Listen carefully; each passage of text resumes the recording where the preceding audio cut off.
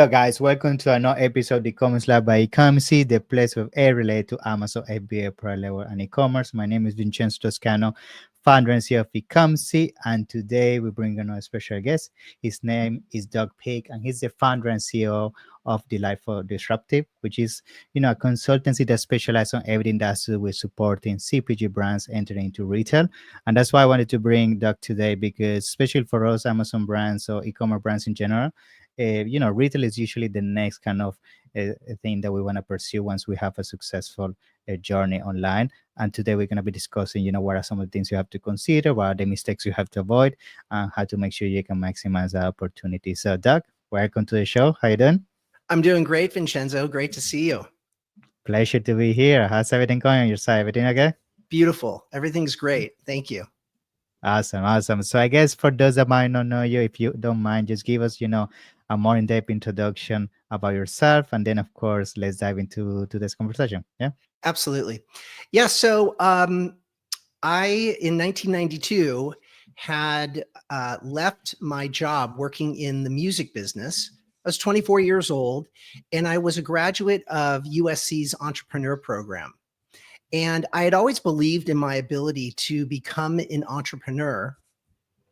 And so I just started thinking about different ideas. And I put together a list of about 15 different company ideas. And one that kept coming back to me was this idea of getting into the earplug business. And you might say, Vincenzo, why would you want to get into the earplug business? Well, the fact of the matter is I was a user of consumer earplugs. I use them for sleeping, studying, traveling, concerts. And when I went to go buy the products at my local drugstore, I noticed they were sold out a lot of the times. And I was like, that's kind of interesting. And then I just started thinking about the market. And I realized that number one, earplugs are a highly consumable product. Number two, they're lightweight. Three, they're high margin, I would later learn. And most importantly to me at that time, there was no large CPG company or brand that was owning the category. And in this particular time, which was pre-internet, on the shelves. So I was like, let me just research this a little bit, because I'm all about prudence. And so I started researching. And before I had known it, I had created this brand called Heroes, found a manufacturer locally, and built a package. And within 8 months of coming up with the idea, I took $15,000. It was my life savings. And I invested it in this idea of bringing high quality earplugs to consumers that were beautifully packaged, marketed, promoted, and sold. Because in the category, what I identified is that it was just a commodity. There was no marketing, there was no promotion, there was no brand. And part of my mission, going all the way back to 1992, was to build the next Kleenex in earplugs. That's what I wanted to do. I wanted people to refer to my earplugs as heroes, not "we like your earplugs." "We love heroes" is what I wanted people to say. So started the journey in 1992. By 2008, I had grown Heroes and its sister brand to become the number one and number two best-selling brands with Walmart, Target, Walgreens, Rite Aid, CVS, Albertsons, Kroger, Whole Foods. The big players. We had 30,000 stores of distribution. Wow. By the way, at that time, the internet was still just a budding opportunity for CPG brands. We looked at it, quite honestly, as gravy, not the real heart and soul of our business, or the bread and butter, I should say. So when the economy corrected in 2009, 2010, retailers got really smart, and they said for commodity type categories, which they viewed earplugs as a commodity category, we're just going to go to private label. For a lot of them, they did, and store label. So at that moment, I took my savings and I built a state-of-the-art earplug manufacturing facility in Mexico, capable of producing 120 million earplugs a year. And while I can rattle that off on the tip of my tongue, let me just tell you, it was one of the most difficult, costly endeavors I have ever taken on in my life. And I still have PTSD around that whole experience. But the good news is I figured it out. And by 2018, we were very fortunate. I was the 100% owner of all of my entities, and very fortuitously, a very large private equity group came knocking on our doors and said, "We want to buy this. We really like what you've done." And I sold my company. That was in late 2008. Since that time, I've invested in a lot of different industries and become a diversified entrepreneur. I am back into CPG after getting over PTSD. And number one, I have started an elite selective CPG advisory services group called Delightfully Disruptive. Why? Because Delightfully Disruptive is what I stand for. It's about delighting the customer and disrupting the competition. And then in addition, I've been working for the last year on a very innovative new product for the CPG space that is scheduled to come to market sometime in early 2026. Wow, what a story. It's like ups and downs, and it's so many, learnings I'm sure we're gonna be discussing on today's podcast. Like I think the whole journey have most likely teach you so much about the retail space, because when you work with so many of these big names, I'm sure like first of all the stress that you had and the things you had to learn they go is mind blowing, right? Well, I mean, I was having a conversation the other day. When you have a CPG company, and really, I Yeah. would guess any company, I've only had one type of a company. There wasn't one day across the 26 years that I owned the company that I wasn't maniacally obsessed and thinking about it. It Mm, required that. And in regards to the national retailers, they definitely keep you on your toes. There is always some type of a landmine that I experience that at times they're putting in front of you that you've got to know how to sidestep and pivot around and really survive, thrive, and profit. And that's part of what my goal is with Delightfully Disruptive, is to help emerging CPG brands that are doing north of 5 million in top line sales, that believe they have something unique with key points of differences that would incrementally add to a retailer's set. If they have interest to go, and they have the commitment, the patience, the grit, and the coachability, that's something that I believe I can be of help to many different people and many different brands. But it is it's a challenging thing. I was the point person for every major retailer. I felt as the CEO that was very yeah. important, that the category manager, because the thing about ecom is your brand is selling to all of your individual customers. Yeah. Well, in retail, it's a totally different beast. And the reason why I say it is because you're only selling to one person. That person is called a category manager or a buyer.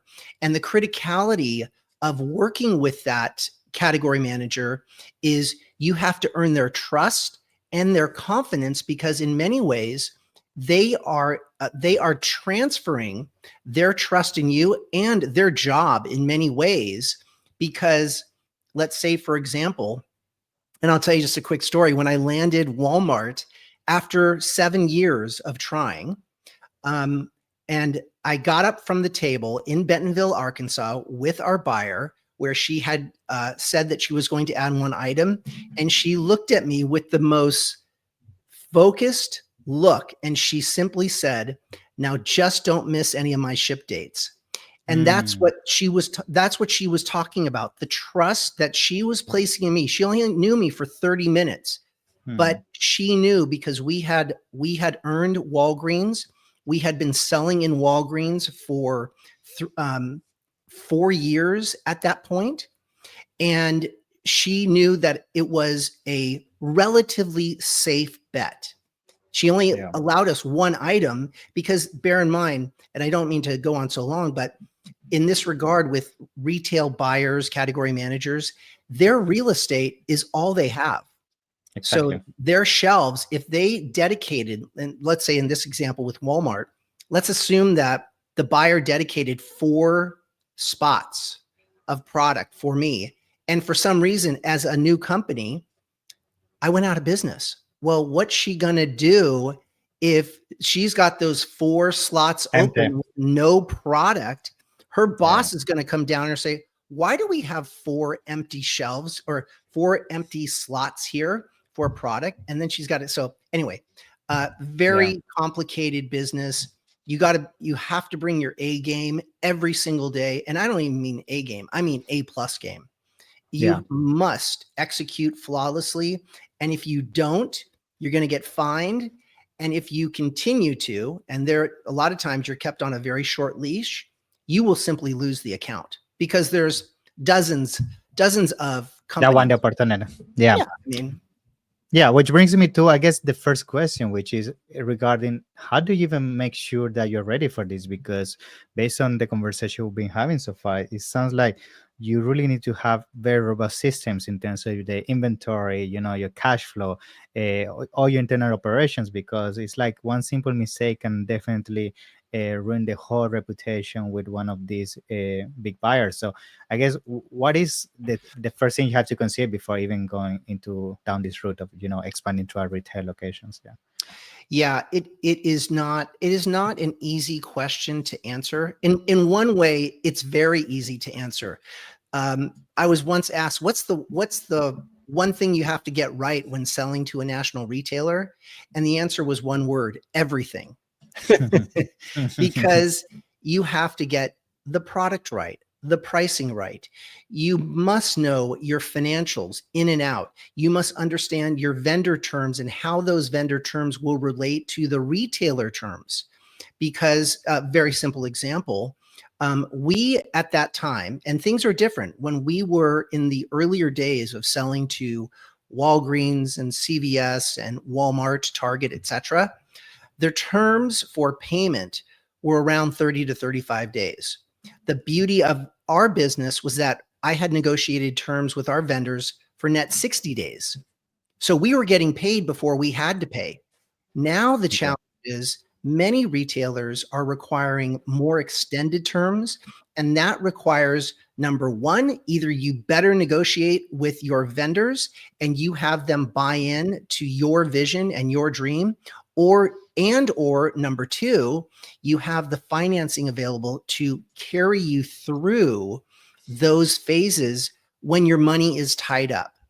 So there's a lot of different things that need to get done, must be done correctly.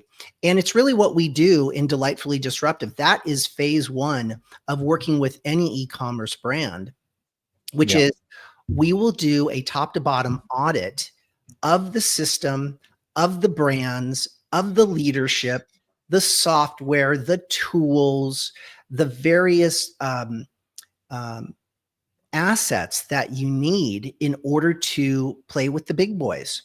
And Yeah. even I would say for local and regional chains as well. Local, not so much, but with a regional retailer, let's just say HEB or a Yeah. Meyer, um, the the requirements are pretty much the same. Yeah, I think you mentioned something there that is a big issue, especially when you do the transition from e-commerce to retail, which is cash flow. Like in e-commerce, you're used to that instant gratification. You get paid instantly, either through Amazon, to your website, you have the cash, and then you go and buy more inventory. Like on retail, like you say, 60, 90 days, most businesses go out of business by the time they get paid. So I Right. guess that's, And yeah, may I add one other thing to that, Vincenzo, which is in many instances with retailers, not only do you have to factor your cost of inventory and the fact that once your item ships, you're not going to get paid for 60 plus days in many instances. But the other challenge is that in order to earn the support of a category manager, Target, for example, the requirement just for the vendor setup is $50,000. Each wow. new item that is added is $15,000. So assume you're an e-commerce brand, you have two really hot items, and Target knocks on your door. Let's say you don't even go to them. They come to you and they Yeah. say, hey, we've got customers that are Asking. asking Hmm. for your product. And you're like, great, let's do business. And they say, sure, we'd love to do business with you. Now here are the rules of engagement. Number one, we're going to require $50,000 up front. And for your two SKUs, that's another $30,000. So in Wow. addition to the inventory that you will have to ship in, and we will keep ordering on that. So it's not like just one order. When you ship to Target, 2 weeks after the product hits their distribution centers, they should be reordering. Now, if you've got 60-day terms, that means that you've got another 6 weeks of orders that you're going to have to fill before you Yeah. potentially might see the dollars. And on top of it, let me just remind you that you committed to $80,000 in vendor No setup. matter And what. Yeah. No matter what. so, Yeah. so you might, let's just assume for a second that on your first order, best case scenario, it is an $80,000 opening order. Well, after that 60 days, you may get a check for 1 penny Yeah. because they have to offset your commitment with the inventory that you sent in. And that's where the rub comes in, because I would add also one of the complications with selling to retailers is there is a dirty little secret called chargebacks. Hmm. And retailers can at times submit chargebacks to their vendors that are inaccurate. And what ends Mm. up happening is it's basically a pause button. And they might say, well, there were 20 shipments that you didn't put the label in the right place on your master case. And let's assume that's $100 per error. So now you've got a $2,000 fine that you have to fight. So that's where it gets complicated as well. So there's a lot of nuances to it. And that's why I go back to it's critical that CPG e-commerce brands understand what I call the game of retail. And I would just point out real quickly that I wrote a book for I'm gonna e-commerce. put it down in the description so people can find Okay. it as well. Yeah. So Yeah. I wrote a book called Stop or Go. And really, I wrote it for me, but Mm. 30 years ago, because I didn't Yeah. know what I didn't know. And it's for founders. So e-commerce brands that are already in place, they have product, may not find as much value out of it, but you will understand the game of retail and you will learn the language that retail buyers speak. Because again, in e-commerce, the data, the metrics that e-commerce leaders are talking about, CAC, AOV. Sorry, that doesn't apply here. Yeah. Completely different. Yeah. We're Yeah. talking about terms like velocity, turns, MABD, which stands for must arrive by date, POG, which stands for planogram. It's a completely different beast, and that's what I try and instill in anyone that we work with, and that is that you're playing a completely different game. You have to understand how the game's played, and you may ultimately decide it's not the game you want to play. Yeah. I know. So actually, something that you mentioned there as well is, and I'm very curious to hear more about that. Is like everything that has to do with the terms and delivery dates. Like I even heard for people to learn about this that the fact that you give the inventory to some of these retailers, that you can also have situations where the product doesn't sell. In that case, the inventory can even get returned to you. Is that right? In those cases, right? That's Well, another thing that I happens. laugh because my PTSD is coming up again. Yeah, yeah. So yes, that is what's called in our industry, that's called an exit strategy. And Wow. how that plays out, it can happen in really one of two ways in some regards. There's a lot of ways that a retailer can exit out. The answer to your question is yes. The other thing that you must have when contemplating going into retail is, do you have product market fit? Do you have a loyal consumer? Do you do you have the right packaging that fits with the retailer's shelves or pegs for that matter? There's all these different variables that come into play. And I'll share with you the flip side of what you asked, Vincenzo, which is another tactic that we use to earn shelving space is if I am selling into Target, I don't have business. Let's assume for the moment I don't have Target as an account, but I want Target. And Target in their set, we call that set, which is the category, has 20 items. I'll assume for this example, it's shampoo. So for this shampoo item, I'm in the shampoo business. I've got shampoo and conditioner, Doug's shampoo and conditioner. It's got unique points of difference. It grows your hair this high in 2 days, let's say. And the thing is I want to earn Target's business. But how can I inspire the Target buyer to want to buy my product outside of the usual? We have 4 out of 5 star reviews on Amazon. We're moving 10,000 units per month through Amazon. We have a great DTC business. We've got TikTok. That's all fine and dandy. Retail is a different game. The way that I might approach it from an experienced expert perspective is I would gather the data of Target's sales. How much are they selling of each of the 20 items? Can I identify a weak player? And can I then suggest to the buyer, Mr. Buyer, I see that you've got brand A. They've got 2 items. They're vastly underperforming in your set, where most items in the category are moving 4 units per store per week. This item's only moving 1.5 units per store per week. I know you know this, but how about if I help this situation? If you share with me what your inventory is in the stores and at the distribution centers, perhaps we can work out an exit strategy that I will own in order to help facilitate our bringing in our items. By doing so, we just eliminated a problem vendor and a problem line for that buyer, and we created a friction-free pathway for that buyer to say, yes, that makes a lot of sense. Let's give it a try. Yeah, which I guess that brings me also to a question I get asked a lot. Is like, of course, let's assume we have the cash flow based on all the conditions we've been discussing. We have the operations, the software, like we're ready to go. I think a big question that people sometimes ask themselves is like, how do I know my product will perform in retail? Because some products sometimes are only made to be, performing online, but sometimes you put in retail and they just don't perform because of the nature of the customer base that goes to the retail location and things like that. So is there a way for me to do a pre-analysis before doing this commitment? Like, how do you go around that? Yeah.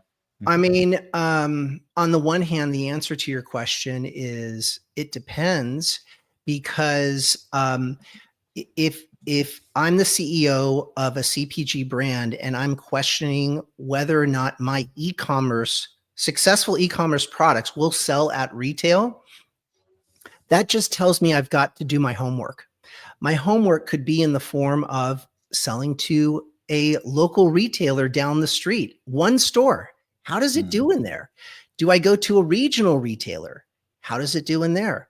What is the configuration of the packaging that my product is in versus the competition? Will my products even fit in their sets? Is it the right price point? Is it the right brand? Like, there are so many different variables, and my brands came up through retail. So, our first big pin to drop was Walgreens. We had been selling in a lot of different ancillary, what I would call niche markets, and the product sold everywhere it went. It always sold. Is earplugs the fastest moving category? No, but it's a decent moving category. So when we had the opportunity to expand into any retailer, there was never a doubt for me. And so I would like to know more the background of who those brands were that had a product that went into an established category, had had a track record of success through ecom, and somehow it fell flat. To me, I'd like to learn more about that. It could have to do with perhaps the location of the product in the store. Is it at someone's ankles? Yeah. That's a big thing. The exact location in the store is critical. Again, the pricing. Is the rest of the category priced at $3.99 and you're priced at $12.99? Well, unless you've got something really special, that's going to make it very challenging to compete with the existing competition. So that is, again, part of an audit that one must do, and it's part of the what I would call just straightforward conversation that I would have with any CPG, CEO, or leadership, in order to help them understand. In some cases, I'll share one suggestion that could be made in this example where people where it didn't work. Well, Mm-hmm. one thing that an e-commerce brand can do is they can design a product specifically for retail. Mm. You do that for two reasons. One, because you want it to be compatible with the retailer's systems. And number two, you want to be able to have a differentiator because you don't want to cannibalize the business that you've established online. So that's something, again, very complicated business, Yeah. involves a lot of thought, a lot of strategy, a lot of analysis, and a lot of what if conversations. Yeah. So now when it comes to these retail locations, given that in some instances you might have, one shot in terms of, you really want to put your best face forward when you're doing these kind of introductions, and potentially meeting with these, representatives that could give you the opportunity. Is there some kind of, I guess, ranking list that people could refer to? And what I mean by that is, for example, let's say we have Walmart, Target, we have Walgreens as an example. Mhm. Like, is there some kind of retail that easier to get into that you could use as small case studies to then build up towards the big retailers? Like, should you always go first with the small chains to build yourself a reputation before going for the big retailers? Or sometimes you can go straight to, the Walmarts Yeah. and the Walgreens. Like, what do you Yeah. usually recommend in that case? Well, in our particular case, the way that my business evolved was, and again, we started pre-internet, but I will bring that into the conversation. We started off selling to a lot of different niches because the product could sell to a lot of different niches. It takes time to earn the trust of category managers. Um, and that is because of the risk factor that they bear when looking at new brands. Hmm. So you really have to just, in many regards, you've got to know the business, you've got to know your competition, and you have to know where you fit. So that sometimes takes time as well. And it's funny because in my particular trajectory, I'll share with you, I landed I landed Walgreens after 4 years of being in the business. That was the first big pin to drop, as I mentioned. Secondly, I had to wait another 4 years to land Walmart. That was the second pin. Then in year 9, I landed Target. 12 was Rite Aid, when they were a significant chain with 3,500 stores. They were a big player. And in year 15, I landed CVS. Now, I mention that because there was one chain that I wanted since I started, and they were a small regional chain called Bartell's. Hmm. Bartell's was acquired within the last few years by Rite Aid, but it took me 17 years to get an appointment with the buyer. No joke. Wow. 17 years. And once I got that appointment with the buyer, it was kind of funny because he started off the conversation, and this was at a time when our pink earplugs were just red hot, selling everywhere. I mean, just a national #1 seller in a matter of 3 years when they came out. And he starts off the conversation by saying, he goes, nobody needs pink earplugs. And I'm thinking to myself, because I'm leading the sales Yeah. presentation, I'm thinking, great, we're starting off with Yeah. friction. Yeah. Yeah. But I would say, the way that I handled it and the way that I handled all category manager relationships was with honesty. Yeah. And the fact of the matter was, I worked on the front line of earplug sales every day. And so these buyers, the earplugs, as a whole of their business, only represented about 2 to 3% of their business. So the funny thing about it was, after disagreeing with the buyer, I earned not only the account, but we became his number one seller. He cleared out the whole category for our products because he trusted me. He trusted me to tell him what he didn't know. And that's another thing I think is really important for the passionate e-commerce sellers that are new. They're disruptors. They're doing things that others aren't doing, and they're having success. Being able to go into a national buyer's office and tell them from the street level with street cred, this is what's happening. You may not be doing it, but this is what's moving and this is what's resonating with your customer. Um, you know, that is very impactful when you're in a meeting, because Yeah. they don't I know. know. From the buyer's perspective, a lot of times, even though they have data to refer to, they don't know what they don't know. So it's Yeah. important to be that educator. And that's the other thing I would add, which is, I always looked at myself not as a salesperson. I, I'm just a guy that knew the business, and I'm here to educate you on what I know. And if it resonates, great. And if not, maybe it will in the future. Yeah. No, I think it's very good example of, sometimes, especially when you're having these encounters, like they don't know your business. You have to sell yourself, your story, like why you're there, why your product is a must have on their stores, and just make yourself indispensable for them to have on their shelves. It's all about how you portray yourself. Yeah. But I think, to be honest with you, Doug, I learned so much with you today. Like, I know we're only scratching the surface, and there's so much more. Like, I'm actually super excited about learning more from you, and that's why I know that our listeners and the ones watching most likely when I also reach out to you, because you have so many insights about this topic. Maybe they want to work with you, they want to have a look at your book, your community.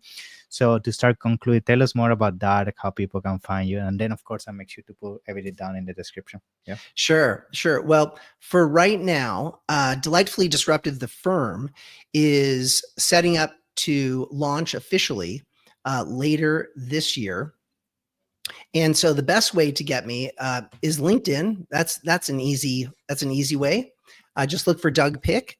You can also go to dougpick.com, just my name. And there's a lot of information about my background. There's 5 free chapters of my book that are there. And I also put together what I think would be very instructive for your listeners. I put together a box set which is called From Zero to Hero, My Journey to Nice. Sell 500 Million Earplugs. And that has 5 stories of what it's like to be on the front line with companies like Walgreens and Rite Aid and the competition, as well as there's one story that people tend to get a kick out of when I was going through the challenges of building and figuring out how to get the earplug manufacturing piece going. There's a story called How Making Earplugs Landed Me in a Mexican Jail, and it's 100% true. Oh, wow. Cool. So I'm gonna make sure everybody can find those resources below. But other than that, Doug, it's been a pleasure. Thank you so much for your time. Looking forward to hopefully meet you soon. And other than that, it's been a pleasure. So thank you. Thank you Awesome. so Thank much. you, Vincenzo. Thank you, Doug. Have a good one. Bye bye.